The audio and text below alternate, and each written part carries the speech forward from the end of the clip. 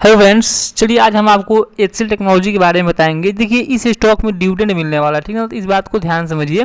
HCL technology का जो ये स्टॉक आप देख रहे हैं यहाँ पे, तो एचसीएल टेक्नोलॉजी का स्टॉक है, तो ये आपको 7 तारीख को डिविडेंड मिलेगा। ठीक, तो डिविडेंड कितना का मिलेगा सबसे पहले हम आपको ये बता देते हैं। देखिए डिविडेंड जो इस स्टॉक में मिलेगा वो मिलेगा आपको 18 रुपये प्रति स्टॉक। अगर आपके पास एक स्टॉक है तो आपको कितने रुपये मिलेंगे? आपको 18 रुपये मिलेंगे, ठीक ना। अगर आपके पास एक स्टॉक है एचसीएल टेक्नोलॉजी का तो आपको 18 रुपये मिलेंगे। कितने तारीख को मिलेंगे? ये 7 तारीख के दिन ये आपको मिलेंगे, ठीक ना। मतलब 7 तारीख के दिन कंपनी ने अनाउंसमेंट किया है कि आपको डिविडेंड दिया जाएगा 18 रुपये प्रति शेयर के हिसाब से, ठीक ना। तो अगर आपके पास कुछ अच्छे खासे स्टॉक हैं मतलब, तो आपको 18 रुपये प्रति डिविडेंड मिलेगा हर स्टॉक पे, तो आपको एक अच्छी खासी इनकम हो सकती है, ठीक ना। लेकिन एक बात याद रखिएगा कि अगर आपको डिविडेंड कंपनी देगी तो उसके बदले उस कंपनी के चार्ट पे प्राइस पे क्या फ़र्क पड़ेगा, इसके बारे में अभी हम बात करेंगे, ठीक ना। देखिए ओनली केवल डिविडेंड लेने से कोई मतलब नहीं है। डिविडेंड के बाद कंपनी के स्टॉक में क्या डिफरेंस आता है, प्राइस कहाँ तक नीचे आ सकता है, प्राइस कहाँ से बाउंस बैक कर सकता है, इसके बारे में हम यहाँ पे पहले आपको डिस्कस करके बता दें, ठीक ना। तो ध्यान से वीडियो को अच्छे से देखिएगा जिससे आपको सारी चीज़ें क्लियर समझ में आ जाएंगी, ठीक ना। देखिए सबसे पहले हम जो एचसीएल टेक्नोलॉजी का स्टॉक है, हम वीकली चार्ट यहाँ पे ओपन किए, ठीक ना। देखिए यहाँ पे वीकली चार्ट यहाँ पे ओपन किया गया है।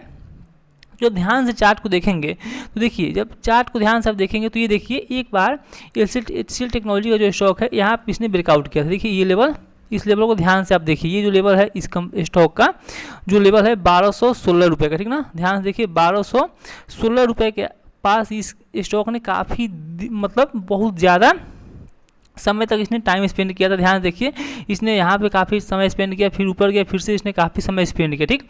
तो जब ध्यान से चार्ट को अच्छे से क्लियर देखेंगे आप तो ये समझिए, जैसे इस कंपनी ने यहाँ पे ब्रेकआउट किया, ठीक ना। यहाँ पे देखिए इस कैंडल को इसने ब्रेकआउट किया, कब ब्रेकआउट किया? 2023 4 सितंबर 2023 के दिन इसने यहाँ से ब्रेकआउट करके ये स्टॉक ऊपर की ओर गया, ठीक ना।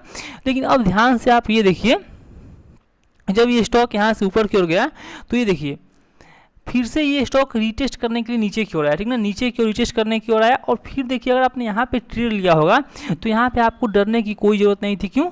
क्योंकि देखिए जो ब्रेकआउट लेवल है उसी के पास से फिर से यहाँ पे बायर एक्टिव हो गए। मतलब जिन्होंने यहाँ पे स्टॉक को बाइंग नहीं किया होगा उन लोगों ने क्या किया, यहाँ पे फिर से अपनी पोजीशन बनाई और फिर से जब देखेंगे चार्ट को तो ये स्टॉक कहाँ तक गया, यहाँ से जब ब्रेकआउट किए इसे हम यहाँ पे लगा देते हैं।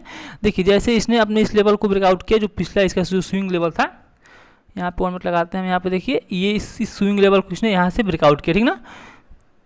ब्रेकआउट करके स्टॉक यहाँ से ऊपर की ओर गया। ऊपर जाते वक्त देखिए यहाँ पे इसने फिर से एम पैटर्न बनाया, देखिए थोड़ा सा एम पैटर्न बनाया, फिर से स्टॉक आकर के नीचे की ओर आया। तो देखिए केवल आप स्टॉक को होल्ड करके छोड़ देते हैं तो इसमें आपकी गलती है, क्योंकि देखिए स्टॉक हमेशा आपको निकलने का मौका देता है। अगर स्टॉक का प्राइस नीचे की ओर आता है तो आपको हमेशा वो निकलने के लिए समय देता है। देखिए अगर आप स्टॉक को बाइंग किए होंगे तो आपको यहाँ भी आप बिल्कुल यहाँ से अच्छे से निकल सकते थे। क्यों? देखिए यहाँ पे कितना अच्छा आप यहाँ पे देखिए ये सपोर्ट बन चुका था। जैसे इसका ब्रेकडाउन होगा नीचे की ओर आता, और जब नीचे की ओर आता ये स्टॉक तो कहाँ तक आ सकता था? ये लेवल था, ये जो लेवल है आप देख सकते हैं, ये लेवल जो लेवल हमारे पास ये 1404 के आसपास का लेवल था। ये स्टॉक यहाँ से नीचे आया तो ये इसका टारगेट बन रहा था नीचे के, ठीक ना।